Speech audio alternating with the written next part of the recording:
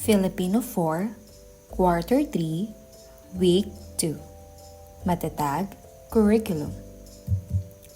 Para sa mga kasanayan, nakabubuo ng teksto batay sa iba't ibang layon ng akademiya at transaksyonal na teksto. Liham pangkaibigan, pagkikiramay, nakabubuo ng pahayag gamit ang hugnayang pangungusap. Para sa nilalaman, tekstong transaksyonal, liham pangkaibigan o pakikiramay. Kaugnay na paksa, wika, hugnayang pangungusap. Para sa integrasyon, wastong pakikiramay. Mga salitang dapat lamang na nakasaad sa gamitin sa sariling pangungusap ang mga pangatnig na nakasaad sa bawat bilang. Pangatnig na magkatimbang, ngunit, at, o. At para sa pangatnig na di magkatimbang, pang-apat na bilang upang, at ang panglima ay dahil. Narito ang mga maaaring maging kasagutan. Para sa pangatnig na magkatimbang, ngunit gusto kong maglaro, ngunit kailangan kong mag-aral. At siya ay masipag at matyaga. O kakain ka ba ng kanin o tinapay? Para sa pangatnig na di magkatimbang, upang. Nag-aral siyang mabuti upang makapasa sa pagsusulit. Dahil hindi siya pumasok dahil siya ay may sakit.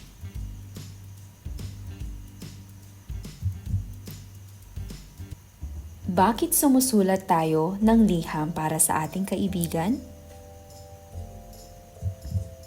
Narito ang mga posibleng tugon. Para makiramay, mangamusta or pangungumusta, pag-alam sa kalagayan, at maaari ring pagbabalita.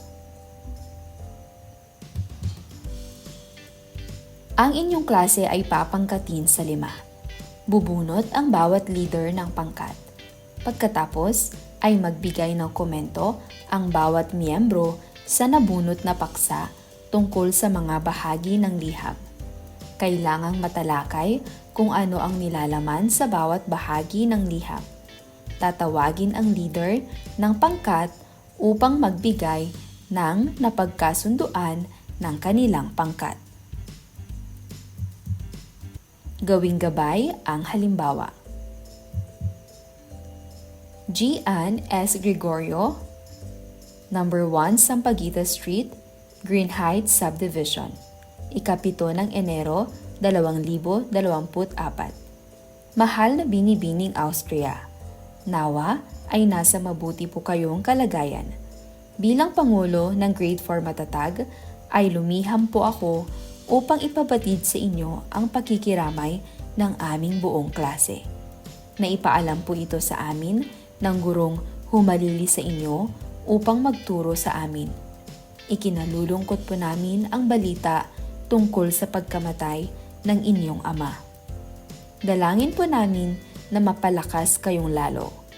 Hihintayin po namin ang araw ng inyong pagpasok muli upang magklase sa amin. Gumagalang, Gian Gregorio, Pangulo, Grade 4 Matatag. Batay sa halimbawang liham, itala ang mga nilalaman na nakasaad sa bawat bilang. Una, pamuhatan. Pangalawa, bating panimula. Pangatlo, katawan ng liham. Pang-4, bating pangwakas. At pang-5 ay lagda. Narito ang mga tamang sagot. Pamuhatan, ang mahal na binibining Austria, ito ay ang bating panimula. Ang sumunod naman na parte ay katawan ng liham.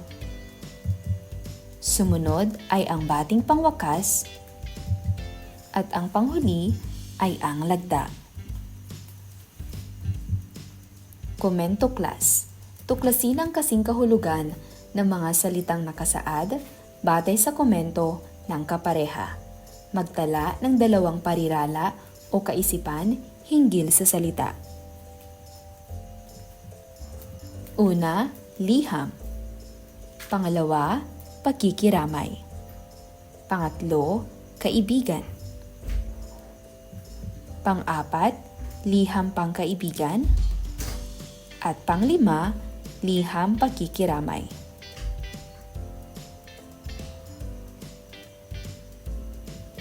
Narito ang mga maaaring maging kasagutan. Para sa liham, isang paraan ng komunikasyon gamit ang sulat. Karaniwang ginagamit upang magpahayag ng damdamin o mensahe. Pangalawa ay ang pakikiramay. Isang pagpapakita ng simpatya sa kalungkutan ng iba. Ginagawa bilang suporta sa panahon ng pagdadalamhati. Sumunod ay ang kaibigan. Isang tao na mapagkakatiwalaan at laging handang tumulong. Kasama sa masasaya at may hirap na panahon. Pangkaibigan. Sulat na nagpapahayag ng saloobin sa isang kaibigan. Ginagamit upang magbigay ng balita o mga musta. Liham pakikiramay. Sulat na ipinapadala bilang pakikidalamhati sa pagdadalamhati ng iba.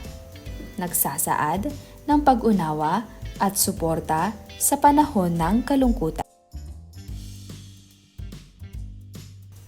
Para sa 2 hanggang 3 araw. Gawing patnubay ang mga gabay na dibuho upang maiugnay ang inyong mga dating karanasan sa inaasahang matututuhan bago basahin ang liham. Tukuyin kung ano ang tawag sa mga ito na bahagi ng liham. Narito ang mga pagpipilian na sagot. Katawan ng liham, lagda, bating panimula, bating pangwakas, at pamuhatan.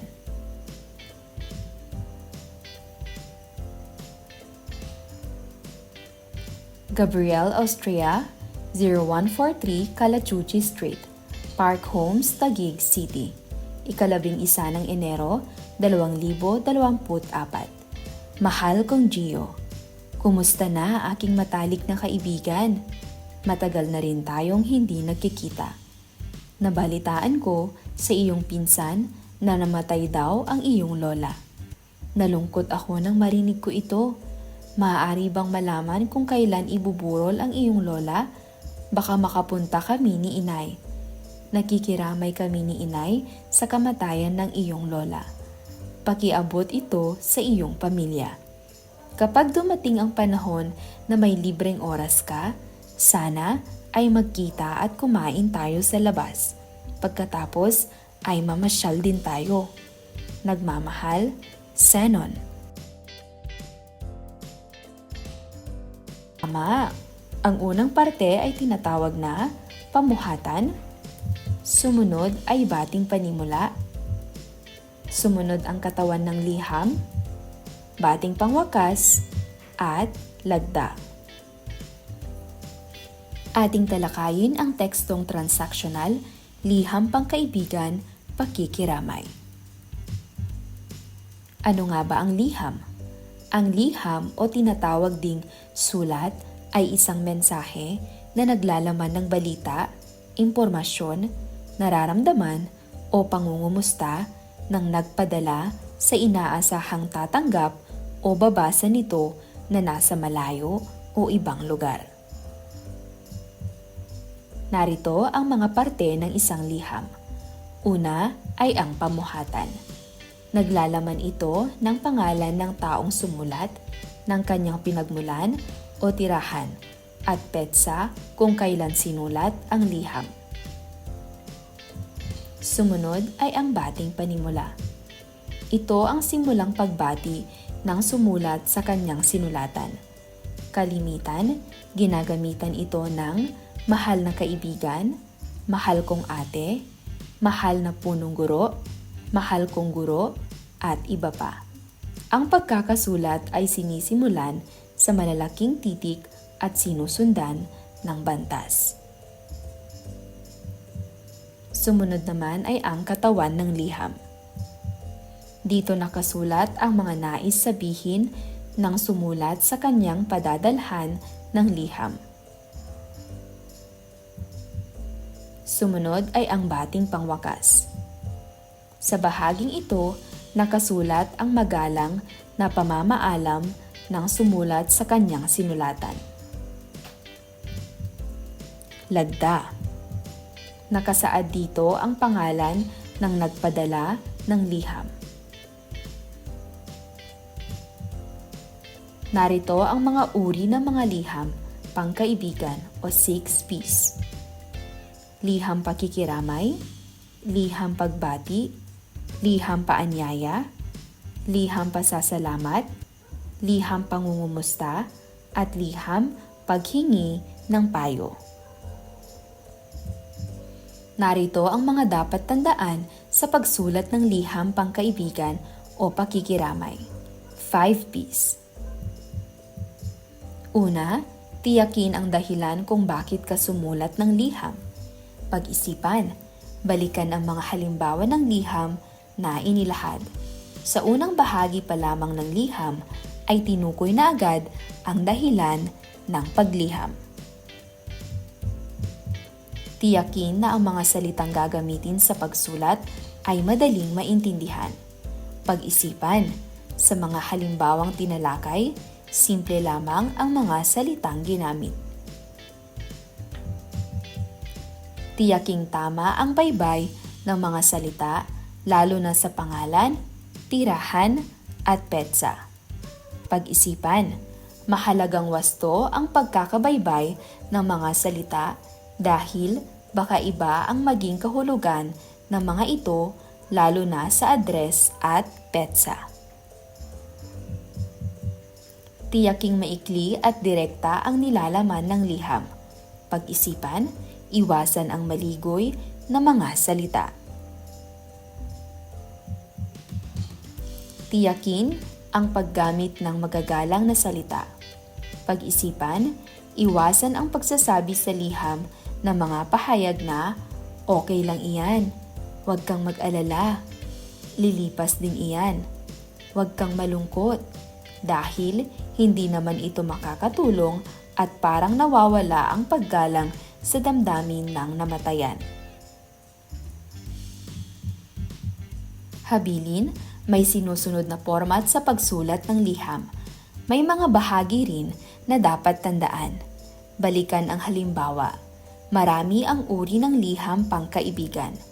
Ang halimbawa ay isang uri ng liham pangkaibigan. Ngunit ang laman nito ay tungkol sa pakikiramay sa kaibigan na namatayan. Sagutin ang sumusunod na tanong batay sa liham na tinalakay. Ano-ano ang nakasulat sa pamuhatan? Magaling! Nakasaad sa pamuhatan ang tirahan 0143 Calachuchi Street Park Homes, Taguig City at ang petsa ng liham. Bakit ito tinawag na pamuhatan? Tama, tinawag itong pamuhatan dahil dito makikita ang impormasyon tungkol sa sumulat, gaya ng tirahan at petsa kung kailan isinulat ang liham. Paano sinimulan ang bating panimula? Mahusay, sinimulan ang bating panimula sa salitang "Mahal kong Gio" na nagpapakita ng paggalang at personal na ugnayan. Ano ang nakasaad sa unang linya ng liham? Tama, ang unang linya ng liham ay nagtatanong tungkol sa kalagayan ng kaibigan. Kumusta na ang aking matalik na kaibigan? Bakit sumulat si Zenon kay Gio? Tama, sumulat si Zenon kay Gio upang ipahayag ang pakikiramay sa pagkamatay ng lola ni Gio at magbigay ng suporta. Paano nabalitaan ni Zenon ang nangyari sa lola ni Gio? Tama, nabalitaan ni Zenon ang nangyari mula sa pinsan ni Gio. Bakit tinanong ni Zenon kung kailan ang burol ng lola ni Gio? Magaling, tinanong niya ito dahil nais nilang dumalo ni inay upang makiramay sa pamilya ni Gio. Sa iyong palagay, nasaan kaya si Gio? Posibleng nasa kanilang tahanan si Gio o nasa probinsya kung saan ginaganap ang burol ng kanyang lola. Kung ikaw ang susulat ng liham pakikiramay sa iyong kaibigan, ganito rin ba ang isusulat mo? Bakit? Oo, magiging katulad din ito sapagkat ang tono ng liham ay magalang, nagpapahayag ng pakikiramay at nag-aalok ng suporta sa kaibigan. Bakit mahalaga na gumawa ng liham tulad na lamang ng liham pakikiramay? Tama, mahalaga ang ganitong uri ng liham upang maipadama ang pakikiramay, suporta at pagmamalasakit sa mga mahal natin sa buhay na dumaranas ng kalungkutan. Nagpapakita ito ng respeto at pagmamahal. Para sa paglalapat at pag-uugnay, pagtapatin ang nakasaad na bahagi ng liham sa hanay A at hanapin ang sagot nito sa hanay B. Isulat ang titik sa patlang. Narito ang hanay A. Nagsasaad ng pangalan ng sumulat ng liham. Pangalawa, nakasulat sa bahaging ito ang mensaheng nais iparating sa sinulatan. Para naman sa hanay B o pagpipilian, A. Lagda, B. Pamuhatan, C. Bating panimula, D. Bating pangwakas, at E. Katawan ng liham. Pangatlo, nakasulat ang huling pagbati sa sinulatan. Pang-apat, nakasulat dito ang pinagmulan ng liham, address, at petsa. At panglima, tumutukoy sa pangalan ng sinulatan.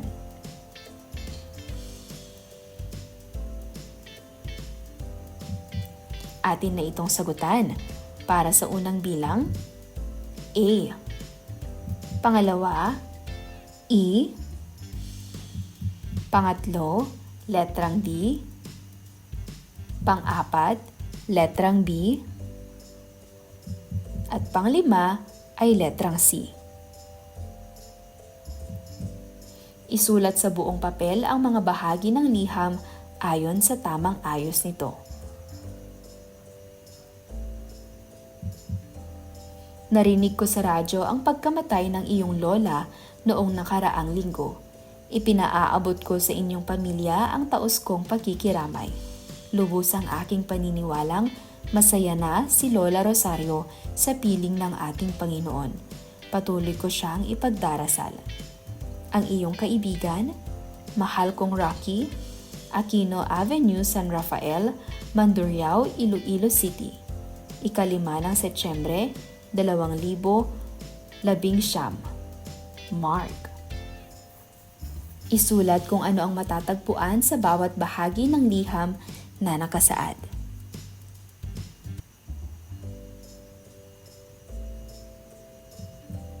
Atin namang talakayin ang uri ng pangungusap ayon sa gamit.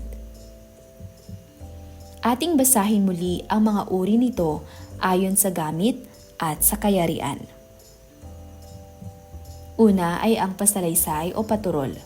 Ito ay nagkukwento ng pangyayari, nagbibigay ng impormasyon, maaaring naglalarawan o nagpapaliwanag ng isang bagay. Ginagamit ang tuldok na bantas bilang panapos na pahayag. Halimbawa, nalungkot ako nang mabalitaan ko ang tungkol sa iyong lola. Sumunod naman ay ang patanong. Naglalahad ito ng pag-uusisa o pagtatanong. Ang tandang pananong ang ginagamit na bantas. Halimbawa, kailan ang burol ng iyong lola? Sumunod ay ang pakiusap. Nakikiusap at gumagamit ng mga katagang paki, maaari ba, pwede ba, pakisuyo o ang salitang please. Ginagamit ang bantas na tuldok o tandang pananong.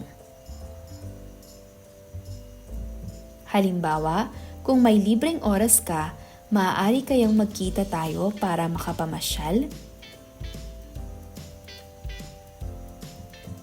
Pang-apat ay ang pautos. Ito ay nag-uutos. Ang mga bantas na tuldok o tandang padamdam ay ginagamit batay sa tono ng pahayag.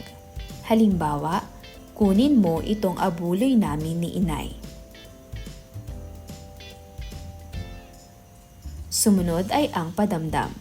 Ito ay nagpapahayag ng matindi o masidhing damdamin tulad ng pagkagulat, pagkatuwa, kalungkutan, galit, sakit, at iba pa na may kinalaman sa pagpapahayag ng damdamin. Ginagamit ang bantas na tandang padamdam. Halimbawa, naku, namatay na pala ang iyong lola. Narito naman ang uri ng pangungusap ayon sa kayarian. Uri ng pangungusap ayon sa gamit ay pasalaysay, patanong, pakiusap o pautos, at padamdam. Kung ayon naman sa kayarian, ito ay mga payak, tambalan, hugnayan, at langkapan.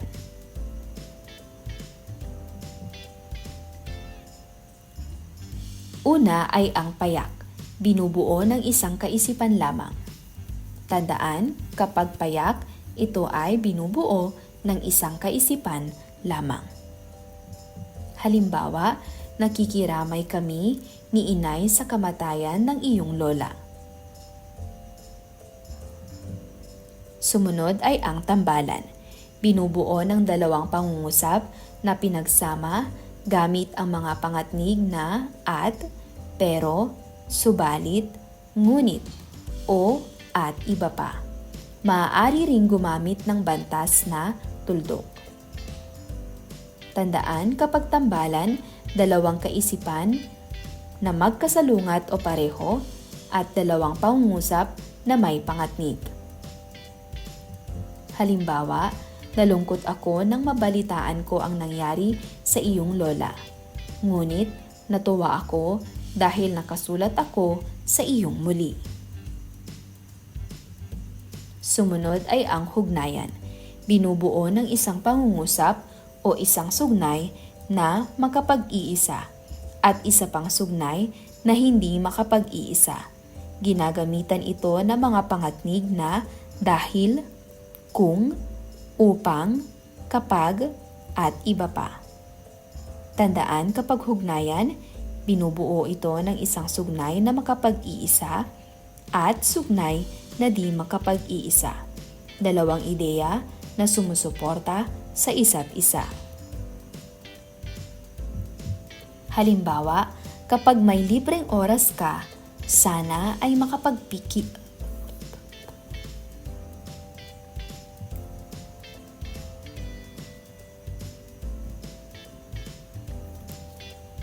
Halimbawa, kapag may libreng oras ka, sana ay makapagkita tayong muli.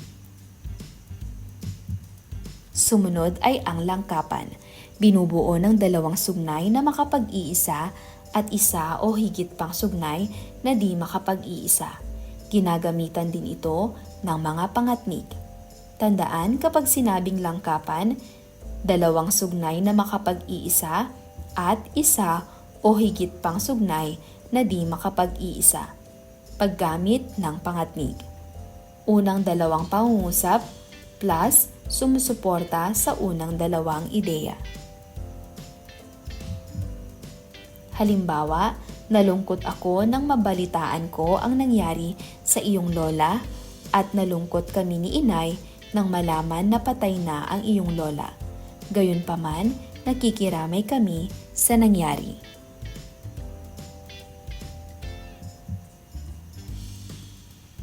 Tatsulagom. Sa pamamagitan ng tatsulok, buuin ang konsepto ng hugnayang pangungusap. Gawing gabay ang mga tanong at isulat sa tatsulok. Ilang pangungusap na makapag-iisa ang bumubuo sa hugnayang pangungusap? Pangalawang tanong, ilang sugnay na di makapag-iisa ang nasa hugnayang pangungusap? Pangatlo, ano ang tawag sa pandugtong ng pangungusap na may isang kaisipan upang maiugnay sa sugnay na hindi makapag-iisa upang mabuo ang hugnayang pangungusap?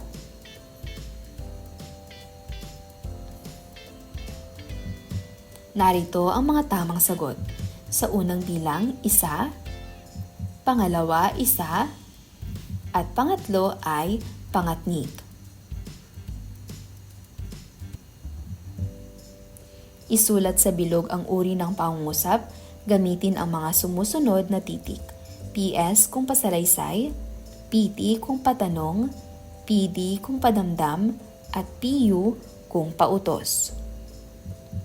Unang bilang, nawalan ng kuryente sa barangay Ligtasan. Pangalawa, ang dilim. Pangatlo, pakikuha ang mga kandila at posporo sa kusina. Pang-apat, alam mo ba kung nasaan ang flashlight? Pang-5, aray, inapakan mo ang paa ko. Atin na itong sagutan. Para sa unang bilang, PS. Pangalawa, PD. Pangatlo, PU. Pang-apat ay PT. At pang-5 ay PD.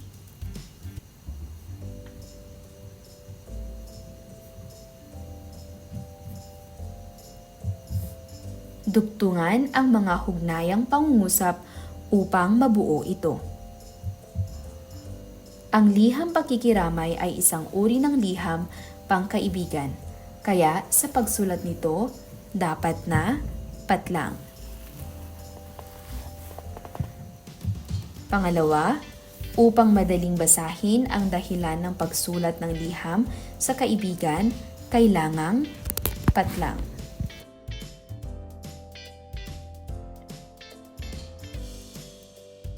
Pangatlo, kung gusto mong makiramay sa iyong kaibigan, patlang. Pang-apat, nakakalungkot malaman kapag namatay ang kaibigan mo, pero patlang.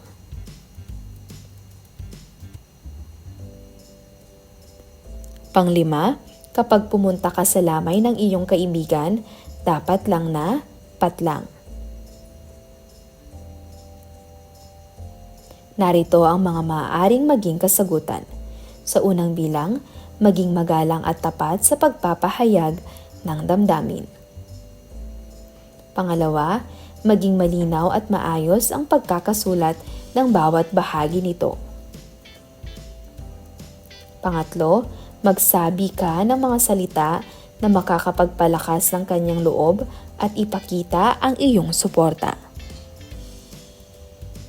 Pang-apat, pero mahalaga na iparamdam mo sa kanya na hindi siya nag-iisa sa kanyang pinagdadaanan. Pang-5, magpakita ng respeto at pakikiramay sa pamilya ng namatay. Isa-isahin ang bahagi ng liham at ipaliwanag ayon sa pagkaintindi. Sagutin ayon sa iyong pagkaunawa. Ano ang bumubuo sa hugnayang pangungusap? Tama, isang sugnay na makapag-iisa o pangungusap at isang sugnay na hindi makapag-iisa. Paano pinag-uugnay ang mga sugnay sa hugnayang pangungusap? Tama, sa pamamagitan ng pangatnig. Ano ang kaibahan ng hugnayang pangungusap sa tambalang pangungusap? Magaling! Binubuo ng dalawang sugnay na makapag-iisa ang tambalang pangungusap. Samantalang, ang hugnayan ay binubuo ng isang sugnay na makapag-iisa at isang sugnay na di makapag-iisa. Pang-apat, ano naman ang kaibahan ng langkapang pangungusap sa hugnayang pangungusap?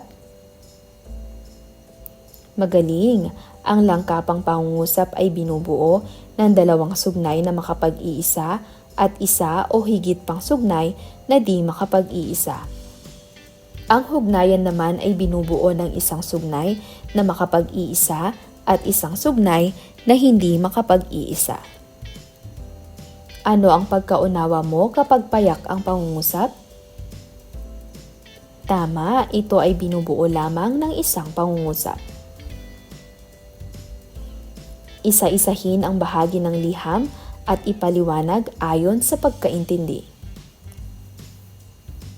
Narito ang mga maaaring maging kasagutan. Pamuhatan, bating panimula, katawan ng liham, bating pangwakas, at lagda. Para sa pamuhatan, ito ang bahagi kung saan nakasulat ang tirahan ng sumulat at ang petsa kung kailan isinulat ang liham.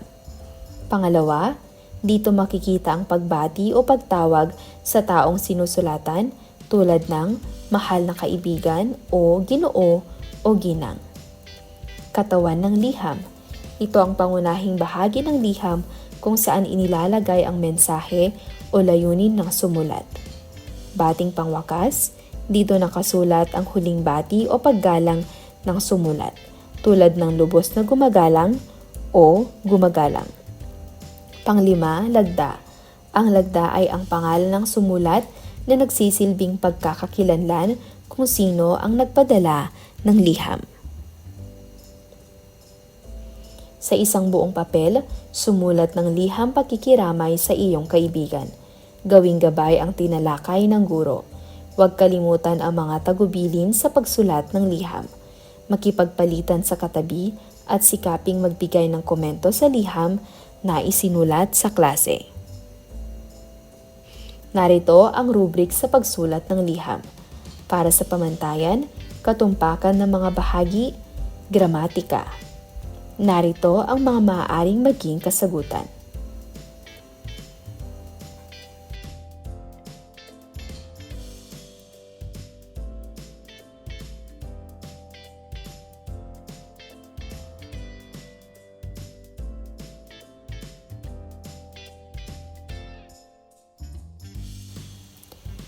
Sa kwaderno, sumulat ng 5 hugnayang pangungusap, bilugan ang pangatnig na ginamit at guhitan ng 1 beses ang sugnay na makapag-iisa at guhitan naman ng 2 beses ang sugnay na di makapag-iisa.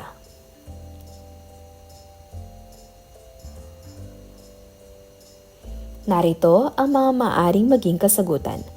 Una, nag-aaral siya ng mabuti sapagkat gusto niyang makapagtapos ng pag-aaral.